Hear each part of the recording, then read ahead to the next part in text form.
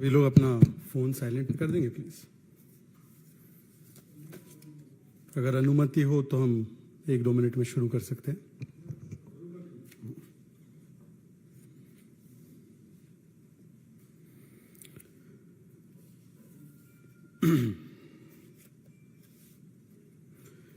मित्रों, राजस्थान की राजनीति में इस लाल डायरी के बारे में तो सबको पता ही है। ये लाल डायरी है राजस्थान के मुख्यमंत्री के काले कारनामों की, भ्रष्टाचार की, और ये बड़ी चित परिचित लाल डायरी है।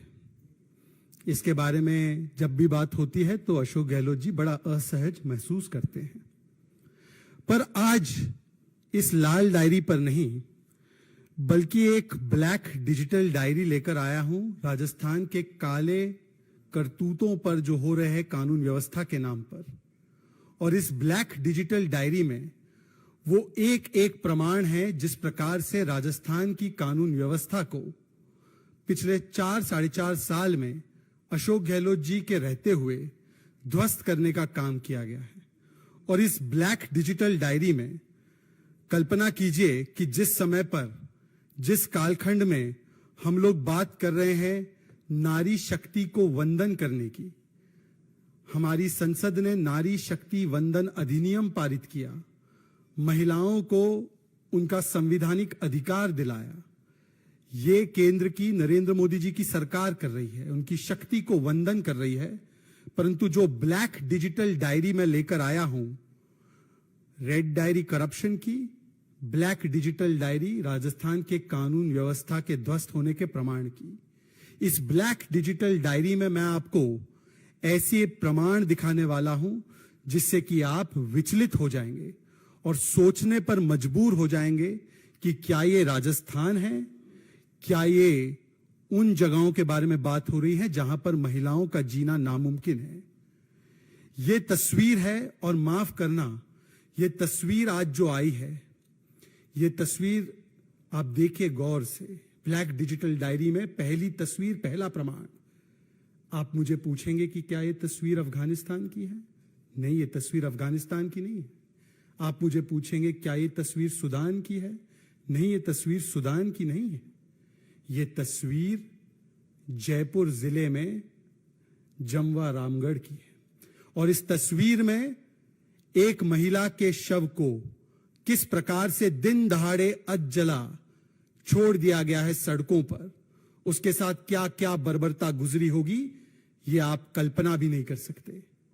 ये जयपुर में, राजस्थान, दिन दहाड़े। यही ब्लैक डायरी, डिजिटल डायरी में लेकर आया हूं क्योंकि ये एक आध घटना नहीं है। आज राजस्थान में वो नारा लगाती है ना प्रियंका वाड्रा जी, लड़की हूं तो लड़ सकती हूं। आपको पता है राजस्थान की महिलाएं क्या कह रही है? राजस्थान की महिलाएं कह रही है, लड़की हूं तो क्या राजस्थान में बच सकती हूं। क्योंकि ये एकाध घटना नहीं है। इस ब्लैक डिजिटल डायरी में वो तमाम प्रमाण हैं जिससे कि राजस्थान पिछले 4-4.5 वर्षों में महिला उत्पीड़न में, बलात्कार में, महिला शोषण में, चाहे वो महिलाएं आदिवासी समाज की हो, चाहे वो महिलाएं दलित समाज की हो, चाहे वो महिलाएं माइनर हो, उनके साथ सबसे ज्यादा उत्पीड़न की घटनाएं अगर किसी भी प्रदेश में घटित हुई है, और जिस प्रदेश में सबसे ज्यादा ऐसी घटनाएं होने के बाद कोई कार्रवाई नहीं होती है, वो राजस्थान है। मैं आपको ज्यादा पुरानी बातें नहीं बताऊंगा, केवल 4-5 दिन में जो राजस्थान में हुआ है उसके बारे में बताऊंगा।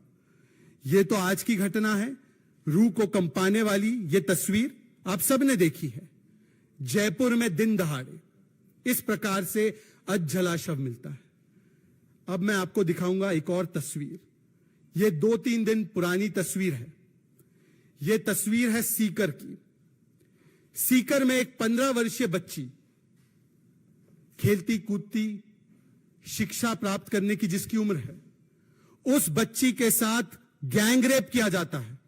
और उस बच्ची का गैंगरेप करने के बाद उसे कुएं में मारकर ढकेल दिया जाता है। आप कहेंगे कि केवल इतनी घटनाएं? मैं आपको एक और घटना से वाकिफ कराना चाहता हूं। यह घटना है हनुमानगढ़ की। न्याय नहीं मिला तो दुष्कर्म पीड़िता ने लगाई फांसी। मित्रों, 19-20 सितंबर की बात है। एक रेप पीड़िता, जिसका मैं आपको बयान भी अभी सुनाऊंगा, वो रेप पीड़िता के साथ रेप जब हुआ, वो पुलिस को अप्रोच करती है, राजस्थान पुलिस में शिकायत दर्ज करवाती है, 164 में अपना स्टेटमेंट दर्ज करवाती है और कहती है मेरे साथ ये जुल्म हुआ। और राजस्थान की पुलिस, जाहिर सी बात है, जब राजस्थान के मुखिया ही बलात्कारियों को बचाने के लिए सारे हथकंडे करते हो, तो राजस्थान की पुलिस उनकी शिकायत को अनसुना अनदेखा करती है। वो महिला मजबूरन जाकर एसपी ऑफिस के सामने धरना देती है। फिर भी राजस्थान शासन प्रशासन के कान पर जू तक नहीं रेंगती और फिर हताश होकर, निराश होकर, जिस प्रकार से उस महिला को अपमानित किया जाता है, अपराधियों को बचाया जाता है, वो महिला मजबूरन अपनी जान लेने पर विवश हो जाती है। यह घटना घटी जिस दिन पर हम केंद्र में नारी शक्ति वंदन अधिनियम पारित कर रहे थे। एक तरफ तो पूरा देश नारी शक्ति को वंदन करता है, प्रधानमंत्री नरेंद्र मोदी जी महिलाओं को उनका संवैधानिक अधिकार सुनिश्चित कराते हैं, और राजस्थान में जो बुनियादी अधिकार है महिला का कि यदि उसके साथ इस प्रकार की घटना हो, दुष्कर्म का वो शिकार बने, वो पुलिस के पास जाती है, परंतु पुलिस उसे क्या कहती है, मैं आपको सुनाना चाहता हूं और बताना चाहता हूं कि किस प्रकार से राजस्थान की पुलिस ने उसके साथ व्यवहार किया। यह स्थिति बन चुकी है। सुनिए उनकी बात। मैंने 5 अगस्त को एफआईआर करवाई थी महिला थाने में और बयान भी मेरे हो गए हैं और आरोपी को अभी तक गिरफ्तार नहीं कर रहे हैं। मैं एसपी ऑफिस भी गई थी, वहां पे एप्लीकेशन दी है मैंने, एसपी की तरफ से भी कोई सुनवाई नहीं हो रही है। और फिर मैं दोबारा महिला थाने गई थी, मेरी एप्लीकेशन मेरे मुंह के सामने फाड़ के डस्टबिन में डाल दी है और मुझे ऐसे कह रहे हैं कि मुझे तूने लिए थे, हमने नहीं लिए थे, तुम चाहती हो कि 5 दिन में कार्रवाई हो, तो ऐसा नहीं हो सकता। राजस्थान की अशोक गहलोत जी की पुलिस एक रेप पीड़िता से इस प्रकार से व्यवहार करती है, और यह महिला आज हमारे बीच में नहीं है। यह महिला हमारे बीच में नहीं है आज। इन्होंने आत्महत्या कर दी। सीकर में 15 वर्षीय बच्ची को कुएं में डाल दिया गया। जयपुर में आज जला शव मिल रहा है। भीलवाड़ा की घटना याद होगी आपको। यह भीलवाड़ा में यह भट्टी जिसमें कोयले को जलाया जाता है, उसमें एक आदिवासी बच्ची के साथ बर्बरता करके, टुकड़े टुकड़े उसके करके उसको जला दिया गया। यह भीलवाड़ा की घटना, और केवल भीलवाड़ा की नहीं, करौली में यह तस्वीर भी शायद आपको याद होगी। एक और ऐसी घटना रूह कंपाने वाली, जिसमें कि करौली में एक दलित महिला को, 19 वर्षीय बच्ची, उसके साथ बर्बरता करके, उस पर तेजाब डालकर, उसे मारकर कुएं में ढकेल दिया जाता है। यह सारी घटनाएं हो रही है राजस्थान में, और राजस्थान के मुख्यमंत्री क्या कहते हैं, ज्यादातर बलात्कार के मामले फेक है। यह मैं अपने मनगढ़ंत बयान नहीं सुना रहा हूं, यह देखिए रिपोर्ट हुआ बयान है। ज्यादातर मामले राजस्थान के मुख्यमंत्री बताते हैं फेक है रेप केसेस।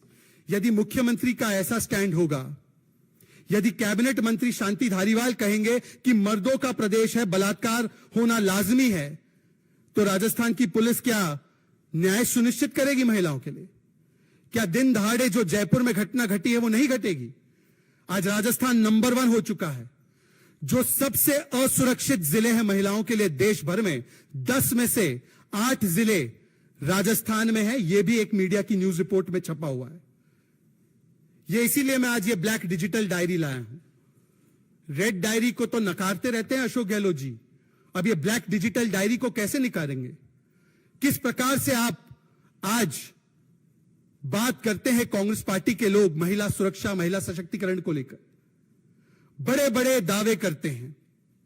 आए दिन उनके प्रवक्ता और नेता महिला के मुद्दों को लेकर अलग अलग जगहों पर वल्चर पॉलिटिक्स करते हैं। उठाइए, देश में किसी भी महिला के साथ कोई भी घटना हो, उठाना चाहिए, उस पर बात रखनी चाहिए, परंतु जो घटनाएं मैंने बताई है उस पर एक भी ट्वीट, एक भी वक्तव्य, एक भी बयान राहुल गांधी और प्रियंका वाड्रा का या इंडी गठबंधन के किसी भी व्यक्ति का या कांग्रेस के बड़े से बड़े चीखने चिल्लाने वाले प्रवक्ताओं का जो आगे जाकर अब पीसीबी करेंगे, क्या उन्होंने दिया है? हनुमानगढ़ पर जहां पर सुसाइड करने पर विवश हो गई पीड़िता, क्या बयान दिया कांग्रेस पार्टी ने? सीकर में बच्ची के साथ जो कृत्य हुआ, उसकी जान ले ली गई, क्या बयान दिया कांग्रेस पार्टी ने? भीलवाड़ा में, करौली में, प्रतापगढ़ में जहां पर निर्वस्त्र किया गया महिला को, क्या बयान दिया कांग्रेस पार्टी ने, इंडी गठबंधन ने? यह चयनात्मक आक्रोश क्यों? यह सिलेक्टिव आउटरीच क्यों? क्या महिलाओं को प्रदेश की सीमाओं में बांटा जाएगा या हर महिला की चिंता को, हर महिला की सुरक्षा को प्रमुखता देते हुए उसके विषय में बात रखी जाएगी? बताइए राहुल गांधी जी। और उल्टा जब राजस्थान में वहां के मंत्री राजेंद्र गुड़ा जब महिला सुरक्षा को लेकर विधानसभा में बोलना चाहते हैं, तब उनको तुरंत अगले दिन बर्खास्त कर दिया जाता है। जब उन्हीं की विधायक दिव्या मदेरणा, यह दिव्या मदेरणा का बयान है, आपको याद होगा उन्होंने कहा था कि मैं खुद असुरक्षित हूं, बाकी महिलाओं का क्या। दिव्या मदेरणा ने कहा कि राजस्थान की पुलिस ने महेश जोशी, जिसके बेटे पर रेप के संगीन आरोप लगे थे, उस पर एफआईआर नहीं की। दिव्या मदेरणा ने कहा, उसको चुप करा दिया गया। जोहारी लाल मीणा एक और उनके विधायक है, उनके बेटे के ऊपर एक छोटी सी बच्ची का बलात्कार करने का आरोप है और उस पर कोई कार्रवाई राजस्थान की पुलिस ने नहीं की। पॉक्सो कोर्ट ने आदेश दिए कि उनके ऊपर कार्रवाई हो, फिर भी राजस्थान की पुलिस ने, जैसे वो हमेशा करती है, अपराधी बचाओ और बलात्कारी बचाओ किया। एक तरफ देश में बेटी बचाओ चलता है और दूसरी तरफ राजस्थान में बलात्कारी बचाओ, अपराधी बचाओ और किसी प्रकार से सत्ता बचाओ। आज मैं सवाल पूछना चाहता हूं, और यह घटना आज जो हमने देखी है जयपुर की, हूबहू इसी प्रकार की घटना सोचिए। एक तरफ भूमि मां पद्मावत की और एक तरफ भूमि मां दुर्गा की। मां दुर्गा की भूमि से भी इसी प्रकार की तस्वीर सामने आई। यह तस्वीर है नॉर्थ 24 परगना की, जहां पर एक महिला को किस प्रकार से उसके साथ बर्बरता हुई होगी, उसके हाथ पैर एक प्रकार से बांध के, उसके शरीर पर गंभीर चोटें करके और उसके चेहरे को जला दिया जाता है ताकि उसकी शिनाख्त ना हो पाए, ताकि उसे पहचाना ना जा सके। सोचे किस प्रकार से ये घटनाएं हो रही है। बंगाल वो प्रदेश जिसको कहते हैं मां माटी मानुष, टीएमसी की सरकार आज वहां पर मां माटी मानुष नहीं, जैसे मीनाक्षी लेखी जी ने अभी कुछ देर पहले बताया था, वहां पर बम, बुलेट और बेटी के साथ अन्याय की भूमि बन चुकी है। और यह होना ही है जब वहां पर टीएमसी अर्थात तालिबानी माइंडसेट एंड कल्चर की सरकार चल रही है। यह वही तालिबानी माइंडसेट एंड कल्चर की सरकार है जिसने, जब सत्ता में ये लोग फिर से एक बार आए 2021 में, तो पोस्ट पोल वायलेंस के नाम पर कई महिलाओं के साथ रिवेंज रेप की घटनाएं हुई और उस समय पर इन सारे अपराधियों को बचाने के लिए भरसक प्रयास किया गया। इस रिवेंज रेप को कोर्ट में ले जाने का काम उन पीड़िताओं ने किया। कहीं पर 10 वर्षीय 12 वर्षीय महिला लड़की, कहीं पर 60 वर्षीय महिला, अपने हलफनामा कोर्ट में देकर उन्होंने अपने साथ जो गुजरी हुई पीड़ा है उसको बयान किया। जब एक छोटी सी बच्ची के साथ बलात्कार होता है नाडियाड में, तो ममता दीदी कहती है ये लव अफेयर गॉन रॉन्ग है। जब महिलाओं के साथ और भी अनाचार दुराचार होता है, 15-15 घटनाएं 20-30 दिन में हो जाती हैं, तब इस पर तृणमूल कांग्रेस आकर दोषारोपण किसी और पर करती है। इस पर भी देखना, इस घटनाक्रम में भी देखना, नॉर्थ 24 परगना वाली घटनाक्रम पर भी आधे दिन का इंतजार कीजिए, टीएमसी आकर किसी ना किसी अन्य दोषी को या किसी ना किसी अन्य एजेंसी को दोष देगी।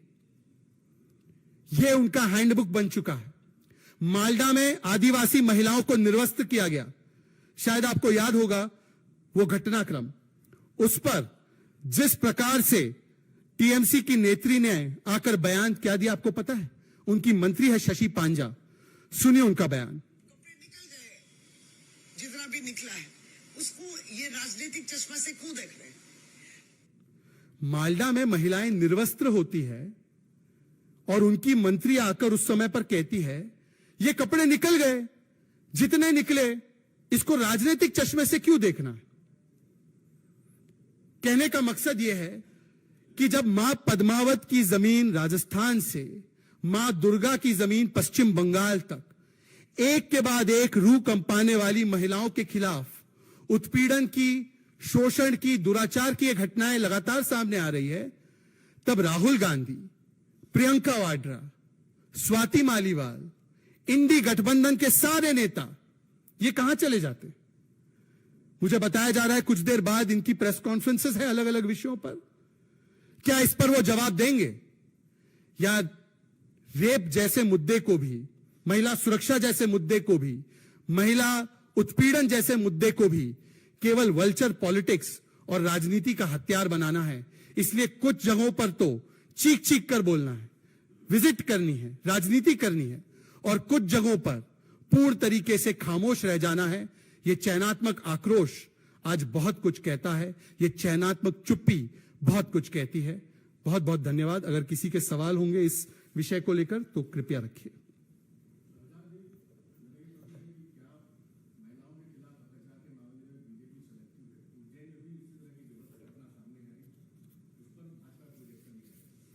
मैं आपका धन्यवाद देता हूं कि आपने मुझसे यह सवाल पहले ही क्रम में पूछ लिया।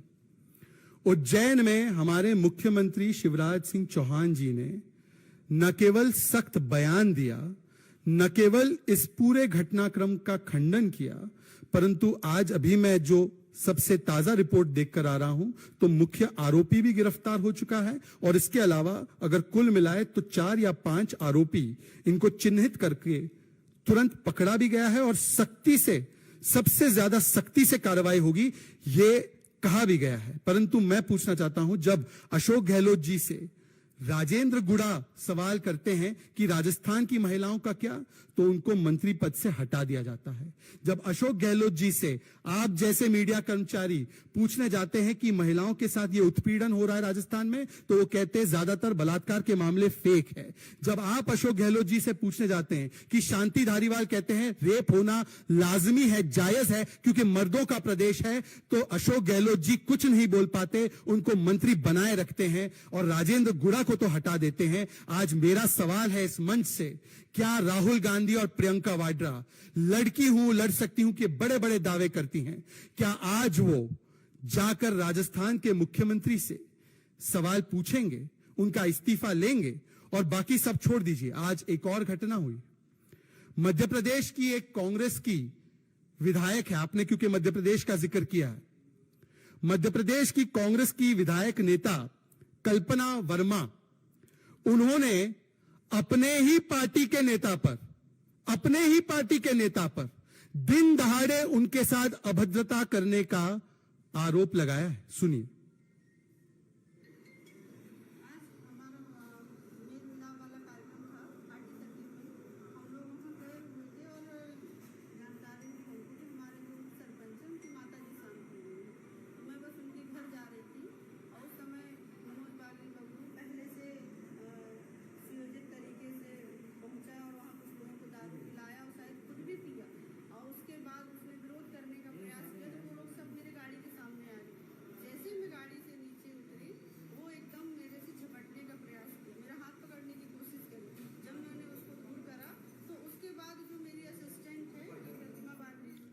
आपके पास पूरा बयान भी मैं पहुंचा दूंगा, आपके पास है भी। बताइए, कांग्रेस पार्टी को तो यह बताना चाहिए कि लड़की हूं तो कांग्रेस के लड़कों से कैसे बच सकती हूं।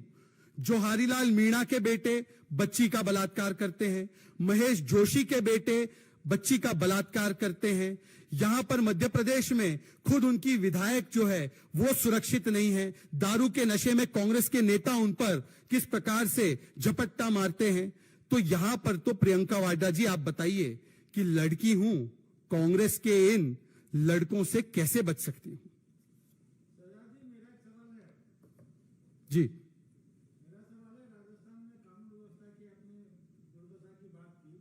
लेकिन होम मिनिस्ट्री तो सर्टिफिकेट दे रहा है कि law and order is under control. अगर ऐसा नहीं होता तो बर्खास्त कर देते।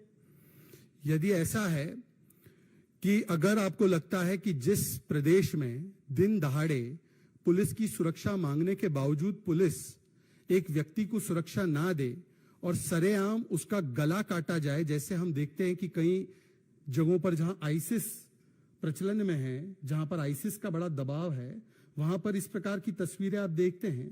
परंतु इस प्रकार का दृश्य अगर राजस्थान में दिन दहाड़े होता है और यदि आपका ये निष्कर्ष है कि वहां पर कानून व्यवस्था ठीक ठाक है, तो मुझे लगता है कि कम से कम वो सचिन पायलट को और राजेंद्र गुड़ा जैसे जो लोग उनके साथ रहे हैं उनको कम से कम कन्विंस कर दे कि वहां पर कानून व्यवस्था ठीक ठाक है। जहां तक सवाल है, हर प्रकार का जो डेटा सेंटर की तरफ से एनसीआरबी से लेकर दूसरे डेटा है और डेटा के अलावा जो वहां पर लोगों की आप बीती है, वो दोनों ही बताता है कि राजस्थान में अगर पिछले 4.5 वर्षों में कुछ हुआ है तो लगातार दंगे और दंगाइयों को बचाने का प्रयास, मतलूब अहमद से लेकर छाबड़ा का दंगाई, छाबड़ा, करौली, भीलवाड़ा, जोधपुर, ये लगातार दंगे हुए। वहां पर लगातार बलात्कार और महिलाओं के साथ शोषण और फिर ऐसे आरोपियों को बचाने का हथकंडा और किसी ना किसी प्रकार से अपराधी बचाओ ना कि बेटी बचाओ। देखिए ऐसा है, ऐसी सरकारों को बर्खास्त करने के लिए हर 5 साल में जनता को मौका मिलता है और अगली बार जनता उन्हें वहां के राजनीतिक पटल से इस प्रकार से बर्खास्त करने वाली है कि अब अशोक गहलोत जी आए दिन संवैधानिक पदों पर भी सवाल उठाने लगे हैं। ये उनकी एक प्रकार से पॉलिटिकल हताशा भी नजर आ रही है। आपने कहा कि जो इंडिया गठबंधन के बड़े नेता हैं वो इस पर कुछ भी बयान नहीं दे रहे, लेकिन अरविंद केजरीवाल ने अभी थोड़ी देर पहले बयान दिया, बोला कि किसी भी हालात में वो इंडिया गठबंधन से अलग नहीं होंगे, हमारी प्रतिबद्धता इंडिया गठबंधन के साथ है। देखिए, एक तो ये इस सवाल का जवाब नहीं हुआ।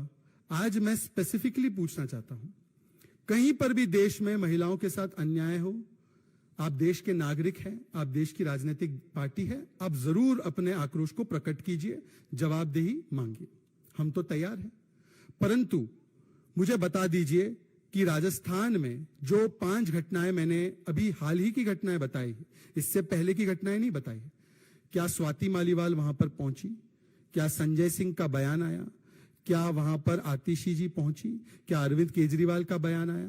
चलिए छोड़ देते हैं इसको। बंगाल में मालडा में जो घटना हुई, बंगाल में जो आए दिन वहां पर रिवेंज रेप से लेकर बलात्कार बच्चियों के हुए, उस पर क्या इंडी गठबंधन के एक भी व्यक्ति का बयान है? जबकि अधीर रंजन चौधरी जी लगातार वहां पर जो कानून व्यवस्था है उसके बारे में बोलते रहते हैं। जहां तक इंडी गठबंधन के सवाल पर जवाब देना है रविकांत जी, तो ऐसा है, मेरा एक सुझाव है राहुल गांधी जी से।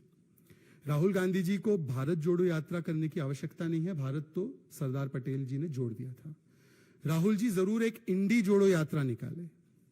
इंडी जोड़ो यात्रा इसलिए निकाले क्योंकि जिस प्रकार से आज आम आदमी पार्टी ने उनके नेता सुखपाल खैरा को गिरफ्तार किया है, हो सकता है सुखपाल खैरा ने ऐसा ट्वीट कर दिया किसी सांसद की शादी को लेकर और उसके प्रति जो खर्च हुए हैं उसको लेकर कि वो बर्दाश्त नहीं कर पाए, या बताया जाता है कि वहां पर क्योंकि 13 पे 13 सीटों पर कांग्रेस को लड़ना है तो उस वजह से भी ये शायद गिरफ्तारी की गई। मुझे नहीं पता, ये तो अरविंद केजरीवाल ही बताएंगे, वो सुपर सीएम है पंजाब के।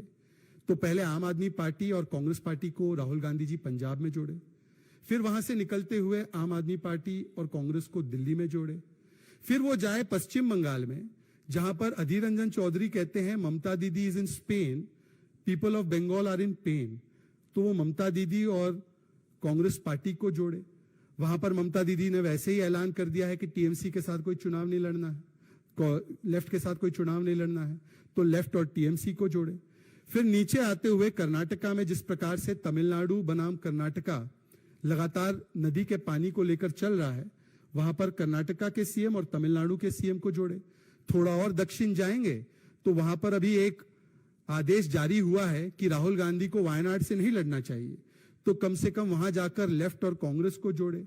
और फिर से पश्चिमी ओर जाते हुए महाराष्ट्र में जिस प्रकार से कभी शरद पवार जी राहुल जी में अविश्वास प्रस्ताव प्रकट करते हैं और कभी वहां पर उद्धव सेना, सामना, कांग्रेस पार्टी शरद पवार जी में अविश्वास प्रकट करती है उनको जोड़े, और उत्तर प्रदेश में समाजवादी पार्टी जो कभी मध्य प्रदेश में कंटेस्ट करना चाहती हैं, कभी उत्तराखंड के बाइपोल में कंटेस्ट करती हैं, कभी समाजवादी पार्टी बयान देती है कि पूरी सीटें लड़ेंगे, तो समाजवादी पार्टी को इंडी गठबंधन से जोड़े। मुझे लगता है कि राहुल गांधी जी को इंडी जोड़ो यात्रा जरूर निकालनी चाहिए, क्योंकि जो अमित शाह जी ने एक बार कहा था कि जैसे ही दिल्ली सर्विसेज बिल का मसला समाप्त होगा, वैसे ही ये राजनीतिक निकाह जो है वो तलाक तलाक तलाक की ओर चल पड़ेगा, और उस तलाक तलाक तलाक के प्रमाण हर रोज ही हमें दिखाई देते हैं।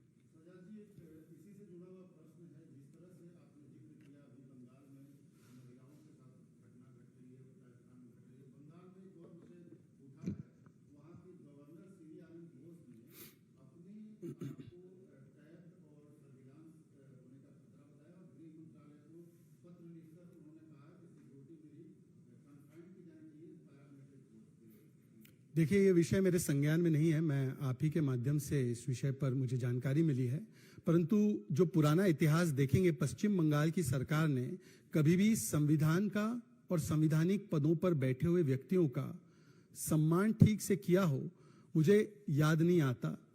जिस प्रकार से उन्होंने इससे पहले भी, जो आज के हमारे उपराष्ट्रपति जगदीप धनखड़ जी है, वो जब वहां के गवर्नर थे, तो जिस प्रकार से वहां पर उनके संवैधानिक पद को के साथ भी अपमानजनक व्यवहार किया गया, और जिस प्रकार से वहां पर टीएमसी की सरकार ने लगातार संविधान को ताक पर रखने के काम किए हैं, तो मुझे नहीं लगता कि जो घटनाक्रम आप बता रहे हैं, मुझे इससे ज्यादा हैरानी नहीं होती कि यदि पश्चिम बंगाल की सरकार इस प्रकार के कृत्यों को आगे जो है एक प्रकार से करने का काम कर रही है। परंतु क्योंकि ये विषय गवर्नर और गृह मंत्रालय के बीच में है, मुझे उम्मीद है कि जो जिनको ये पत्र लिखा गया है और जिन्होंने पत्र लिखा है वो उस पर ज्यादा स्पष्टीकरण देंगे। धन्यवाद जी, थैंक यू।